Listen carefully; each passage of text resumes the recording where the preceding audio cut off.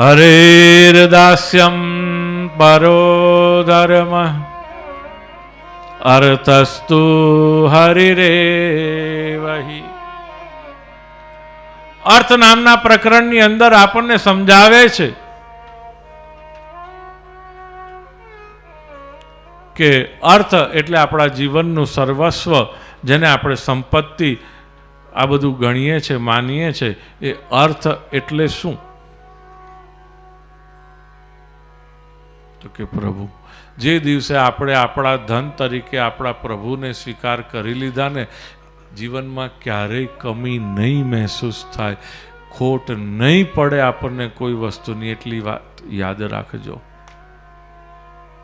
ધ્રુવ કુમારના ચરિત્ર દ્વારા આપણને અર્થ નામના પ્રકરણમાં, તમારે અમેરિકામાં એક ટ્વિન ટાવર બ્લાસ્ટ થયો હતો, ખબર છે?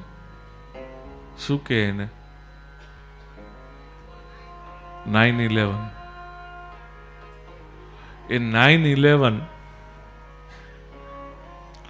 એ વખતે આ ઘટના જ્યારે ઘટી રહી હતી, એ વખતે પાસેના એક બિલ્ડિંગમાં બહુ મોટો પોપ સ્ટાર, એને થયું કે હવે જીવ બચાવવા શું કરું? તો એણે શું કર્યું? ભાગ્યો, દોડવા લાગ્યો. પણ દોડતા એને પછી કંઈક યાદ આવ્યું એટલે પાછો આવી અને એણે શું લીધું હશે?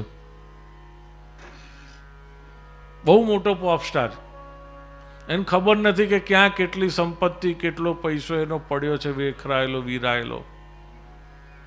પાછો આવીને શું ભેગું કરે છે? શું વીણવા જાય છે? એની સેવામાં આટલો નાનકડો જે લાલો હતો ને, બાલકૃષ્ણનું સ્વરૂપ, એ લઈ છાતીએ લગાડી અને પછી ભાગે છે.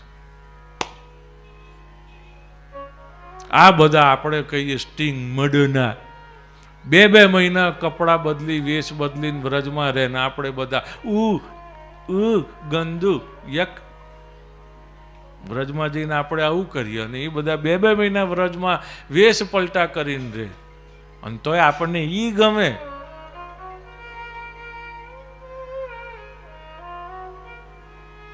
પેલો વૃંદાવન વિહારી ગમતો નથી. બોલો વૃંદાવન બિહારી.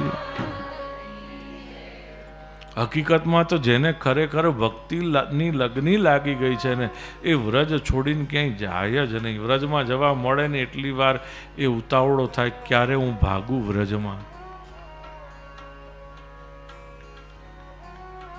એ માઇકલ કિંગ નામનો જે પોપ સ્ટાર હતો, એ જ્યારે 9/11 ટ્વિન ટાવર બ્લાસ્ટ થયો ત્યારે બીજું કંઈ નહીં, ખાલી લાલો લઈને, એફડીના શેરના બધા કાગળિયા, લોકરની ચાવીને એ બધું લઈને નહોતો ભાગ્યો.